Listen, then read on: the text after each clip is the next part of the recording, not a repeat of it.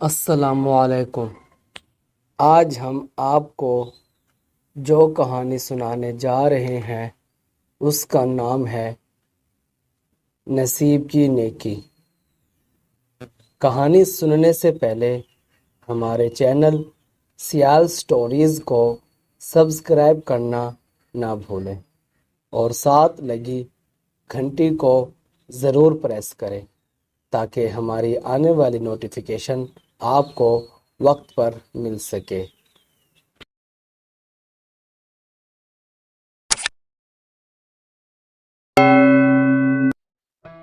وقاص صاحب لاٹھی ٹیکتے ہوئے آگے کی طرف بڑھتے چلے جا رہے تھے۔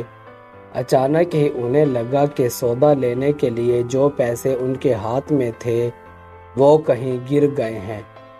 اپنے خالی ہاتھ دیکھ کر وہ بہت افسردہ ہوئے۔ وہ واپس پیچھے کی طرف بھی نہیں جا سکتے تھے۔ بوڑھا وجود، اوپر سے تیز دھوپ، پیچھے جانے کی سکت نہیں تھی۔ فرض کریں وہ دوبارہ پیچھے چلے بھی جاتے تو آنکھوں کی روشنی کم ہونے کی وجہ سے وہ پیسے ڈھونڈ نہیں سکتے تھے۔ آخر انہوں نے ایک چلتے ہوئے شخص کو دیکھ کر کہا، بیٹا میری مدد کرو گے؟ میں مجبور ہوں۔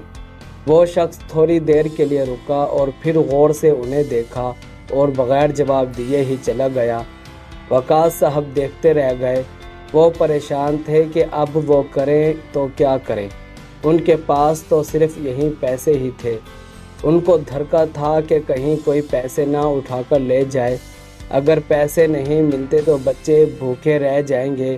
صبح بھی انہوں نے کچھ نہیں کھایا تھا۔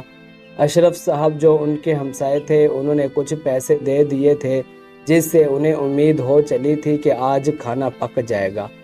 ان کے 2 پوتے اور 1 پوتی تھی۔ پوتی کافی بڑی اور سمجھدار تھی، گھر کا کام کاج اور کھانا وغیرہ بنا لیتی تھی۔ وقاص صاحب کا بیٹا اور بہو اس دنیا میں نہیں رہے تھے، اس لیے ان کا بوڑھا وجود ان چھوٹے بچوں کو سنبھالنے کے لیے مجبور تھا۔ محلے والے اکثر اوقات کچھ نہ کچھ دیتے رہتے جس سے ان کا گزر بسر ہو جاتا تھا۔ انہوں نے اداس بھرا چہرہ اس امید پر دوسری طرف گھمایا کہ شاید کوئی اور آتا ہوا نظر آ جائے اور وہ ان کے ساتھ جا کر پیسے ڈھونڈنے میں ان کی مدد کرے، مگر کوئی بھی نہ آیا۔ آخر وہ خود ہی پیسے ڈھونڈنے کے لیے پیچھے کی طرف مڑ گئے۔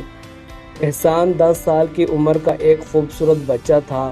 وہ کافی دیر سے ہی اپنے گھر کی کھڑکی پر کھڑا یہ منظر دیکھ رہا تھا۔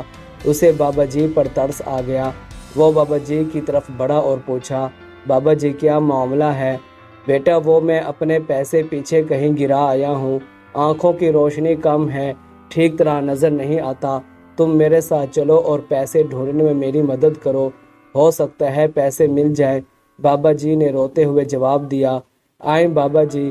احسان نے بابا جی کا ہاتھ پکڑا اور آگے کی طرف بڑھنے لگا۔ تھوڑی دور جا کر احسان کو گرے ہوئے پیسے نظر آ گئے۔